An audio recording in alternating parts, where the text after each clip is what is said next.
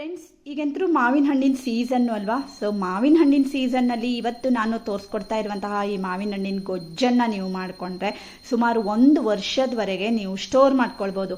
ತುಂಬಾ ರುಚಿಯಾಗಿರುತ್ತೆ. ಇದರಿಂದ ಈ ಗೊಜ್ಜಿಂದ ಕೂಡ ನೀವು ಬೇರೆ ಬೇರೆ ಅಡುಗೆಗಳನ್ನು ಮಾಡ್ಕೊಳ್ಳೋದಕ್ಕಾಗತ್ತೆ. ತುಂಬಾ ಟೇಸ್ಟಿಯಾಗಿರುತ್ತೆ. ಹಾಗಾದರೆ ಹೇಗೆ ಮಾಡೋದು ಅಂತ ನೋಡ್ಕೊಳ್ಳೋಣ. ಫಸ್ಟ್ ನೋಡಿ, ನಾನು ಒಂದು 4 ಮಾವಿನ ಹಣ್ಣನ್ನು ತೊಗೊಂಡಿದ್ದೀನಿ. ಅದನ್ನು ಸಿಪ್ಪೆ ಎಲ್ಲ ತೆಗೆದುಬಿಟ್ಟು ಚೆನ್ನಾಗಿ ಅದನ್ನು ಕಿವುಚಿ ರೆಡಿ ಮಾಡ್ಕೊಳ್ಬೇಕು. ಸಿಪ್ಪೆಯಲ್ಲೂ ಕೂಡ ತುಂಬಾ ಗುಳ ಇರುತ್ತೆ, ಅಂದರೆ ಪಲ್ಪು. ಸೊ ಅದನ್ನು ಒಂದು ಸ್ವಲ್ಪ ಈ ರೀತಿ ಗಟ್ಟಿಯಾಗಿ ಹಿಂಡ್ಕೊಳ್ಳೋಣ. ಹಾಗೆ ನೋಡಿ, ಇದು ಆ್ಯಕ್ಚುಲಿ ಅಂದರೆ ಏನು ಅಪ್ಪೆ ಹಣ್ಣು ಅಂತ ಏನು ಹೇಳ್ತೀವಿ ಅಲ್ವಾ, ಸ್ವಲ್ಪ ಸ್ವೀಟ್ ಆಗಿರುವಂತಹ ಅಪ್ಪೆ ಹಣ್ಣನ್ನು ನಾನು ತಗೊಂಡಿದ್ದೀನಿ. ಹಾಗೆ ನೋಡಿ, ಇದನ್ನೆಲ್ಲ ನೀವು ಹೊರಟೆ ಬೇಕಿದ್ರೆ ಇದರಲ್ಲೇ ಇಟ್ಕೊಳ್ಬೋದು, ಇಲ್ಲಾಂದರೆ ಈ ರೀತಿ ಎಲ್ಲ ಹಿಂಡಿ ಪಲ್ಪನ್ನು ತೆಗೆದಿಟ್ಕೊಳ್ಳಿ. ಹಲೋ ಎವ್ರಿವಾನ್, ನಾನು ಸುಷ್ಮಾ. ವೆಜ್ ವಂಡರ್ಸ್ ಚಾನಲ್ಗೆ ಸ್ವಾಗತ, ಸುಸ್ವಾಗತ.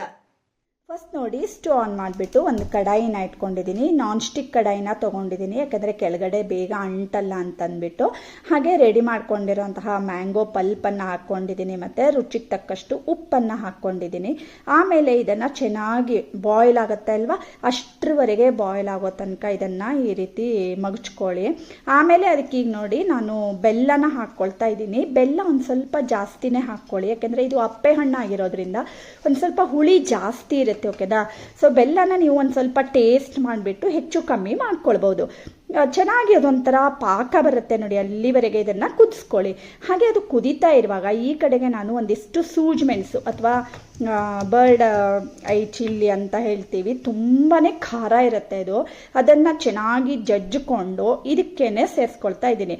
ಸೊ ಇದು ಒಂಥರ ಉಪ್ಪು ಹುಳಿ ಸಿಹಿ ಖಾರದ ಜೊತೆಗೆ ಸಖತ್ತಾಗಿರುತ್ತೆ ಫ್ರೆಂಡ್ಸ್. ನೀವು ಮೊಸರನ್ನದ ಜೊತೆ ಎಲ್ಲ ನಂಚ್ಕೊಳ್ಳೋದಕ್ಕಂತರೂ ಆಹಾ ಹೇಳುವಾಗಲೇ ಬಾಯಲ್ಲಿ ನೀರು ಬರುತ್ತೆ, ಅಷ್ಟು ಟೇಸ್ಟಿಯಾಗಿರುತ್ತೆ. ಕಲರ್ ಕೂಡ ನೋಡಿ ಎಷ್ಟು ಚೆನ್ನಾಗಿ ಕಾಣಿಸ್ತಾ ಇದೆ ಅಲ್ವಾ.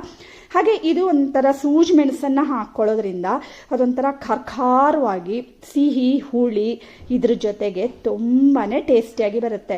ಹಾಗೆ ನೀವು ಇದನ್ನು ಅನ್ನಕ್ಕೆ ಕೂಡ ಹಾಕ್ಕೊಂಡು ಊಟ ಮಾಡ್ಬೋದು, ಇಲ್ಲಾಂದರೆ ಮೊಸರನ್ನದ ಜೊತೆ ನಂಚ್ಕೊಂಡು ಕೂಡ ಊಟ ಮಾಡ್ಬೋದು, ಇಲ್ಲಾಂದರೆ ಇದರಿಂದ ನೀವು ಮೊಸರು ಬಜ್ಜಿ ಎಲ್ಲ ಕೂಡ ಮಾಡ್ಬೋದು. ಹಾಗೆ ನೀವು ಇದನ್ನು 1 ವರ್ಷದವರೆಗೆ ಫ್ರಿಜ್ಜಲ್ಲಿ ಇಟ್ಟು ಕೂಡ ಸ್ಟೋರ್ ಮಾಡ್ಕೊಳ್ಬೋದು. ಹಾಗೆ ಇವತ್ತಿನ ಈ ಮಾವಿನ ಹಣ್ಣಿನ ಗೊಜ್ಜು ಇಷ್ಟ ಆದರೆ ಲೈಕ್ ಮಾಡಿ, ಶೇರ್ ಮಾಡಿ, ಮತ್ತು ಸಬ್ಸ್ಕ್ರೈಬ್ ಮಾಡಿ. Thank you.